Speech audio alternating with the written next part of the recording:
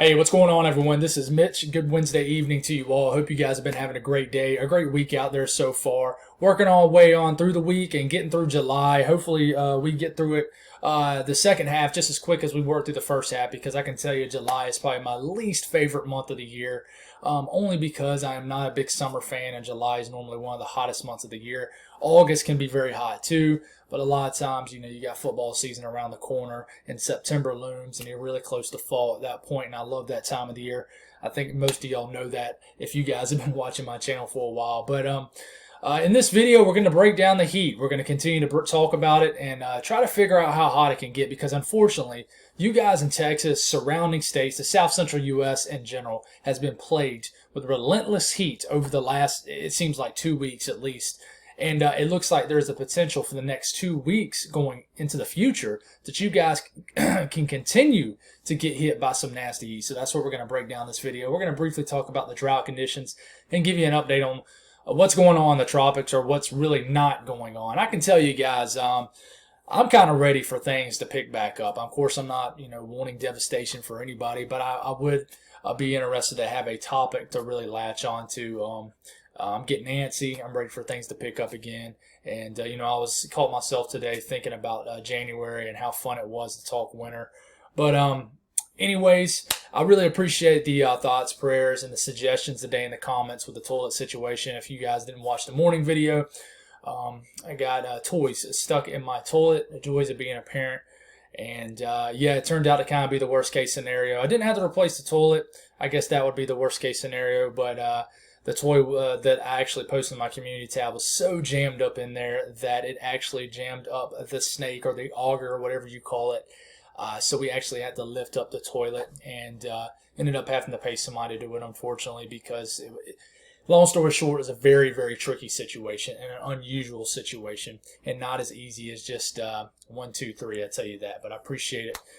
People thinking about me and the suggestions. Guys, if you've ever considered joining my channel, and I know this intro is going on and on, but it's not going to be a long video anyways, definitely consider so. At one point I had 21 members to my channel. I think I last checked for the first time in like a month this morning. I'm all the way down to 15, and I get it. It's rough times right now. People, you don't have the money just to give to some dude on YouTube, but definitely if you've ever considered, donating to the channel or joining somehow, it definitely is appreciated. I'm trying to get back to that 20 mark that I was at back in the spring. So it's just a way to basically help out with the channel monthly. So I really appreciate the people who do that. But if you guys have not subscribed, certainly consider doing that. Like the video if you like it. You guys got anything that I can pray about, please put in the comments below. It gives me an opportunity to pray over it.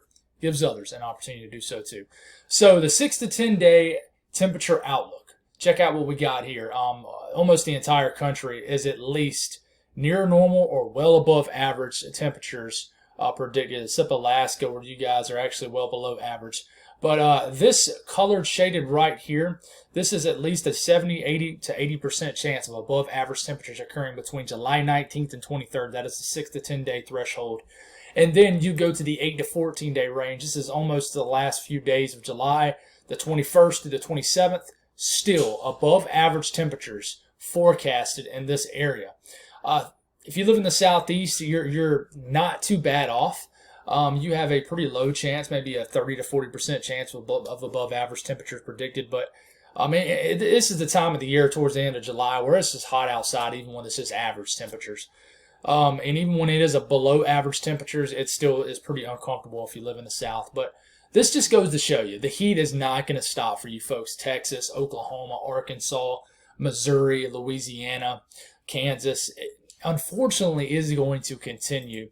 And really what's going on here, and I'll show you this very quickly, is this is the ridge right here. You got some troughing that is allowing moisture, nice weather in the Ohio Valley to continue. But watch as this ridge right here, and it's basically the more red colors you see on your screen, not these red colors, but these down here.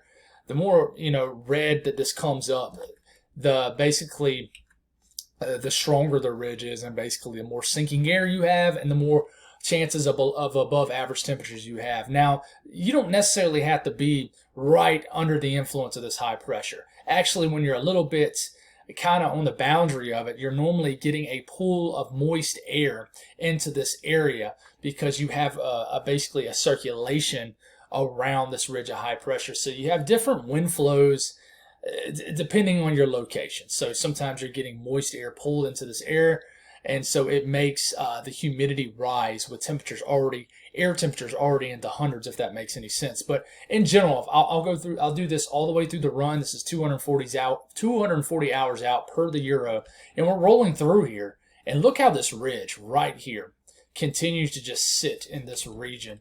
Now, I know you're thinking, well, I mean, that doesn't look too bad for my area in Oklahoma and Arkansas, but you're still being influenced by the ridge. And when your average temperatures in these parts of the country is already in the 90s, when you get a ridge nearby influencing the weather and you're under the influence of it, 5 to 10 degrees above average, get you into the hundreds and almost unbearable. So that's going to be the case. You got this ridge pivoting back and forth over the southwest, then over the southern plains, and then it just continues. So what does this look like as far as temperatures? Well, this is what it looks like. So we're going forward here.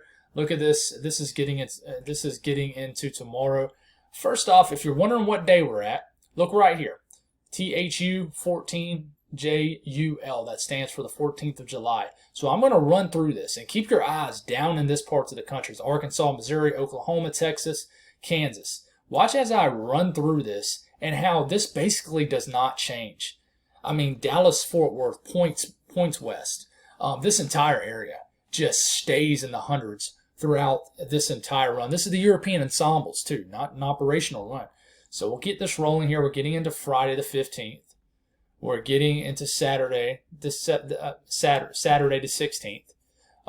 We're getting into Sunday, next Monday, next Tuesday. Okay, this is next Tuesday, right? 150 hours out. Still locked into the hundreds in these areas. Mid to upper 90s for Missouri, Arkansas, Louisiana. Memphis, very hot. You guys need the rain. But, I mean, look at this. This is potential high temperatures for next Tuesday. Well over 100 degrees, 105, 106 degrees. Now, you guys have already been this hot. Okay, this isn't nothing new because you guys have been this hot. But it's just the fact that this is going to continue. This is starting to get kind of dangerous because if you're not getting any rain in these areas, vegetation is having a really hard time, and these drought conditions are going to affect crops. And this is just a bad situation that could potentially unfold. But, I mean, we're getting into around this time next week. We're in the hundreds again. We're getting into next Thursday, next Friday, next Saturday. This isn't this weekend. This is next weekend. What I'm saying is, I mean, we're getting, 11 to 12 days out.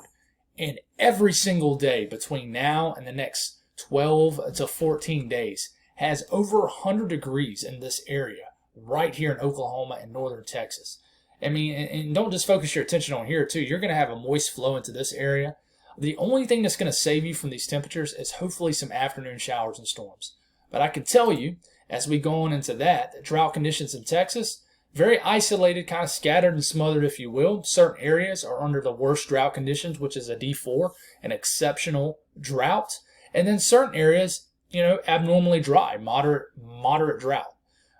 So, Dallas, Fort Worth, you guys aren't super technically dry, but if you go southwest into the heart of Texas, severe drought conditions, extreme drought, exceptional drought conditions are there. Houston, you guys are under an extreme drought. You guys need it. So I say that to say this. This is the rainfall per the European ensemble. So it's a very reliable thing to look at when you're going this far out. This is through 10 days. Look how much rain right up under this ridge is forecasted. Hardly nothing.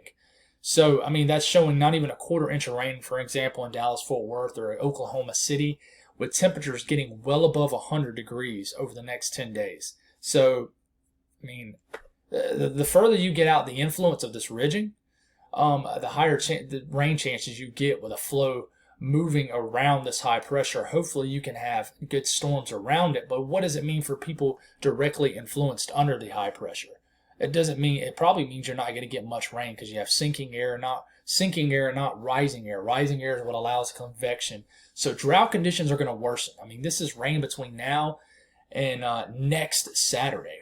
Hardly nothing. So I'm kind of just telling you what you guys probably already know. You're going to stay dry. You're going to stay hot, unfortunately. So Let's give you a quick update on the tropics. Check out this upper level low. This is making conditions very hostile for any kind of tropical development in this region.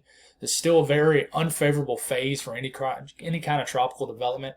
A couple real weak tropical waves trying out here, but they're never going to get going because we're in a suppressed phase, basically meaning conditions just are not favorable for tropical development.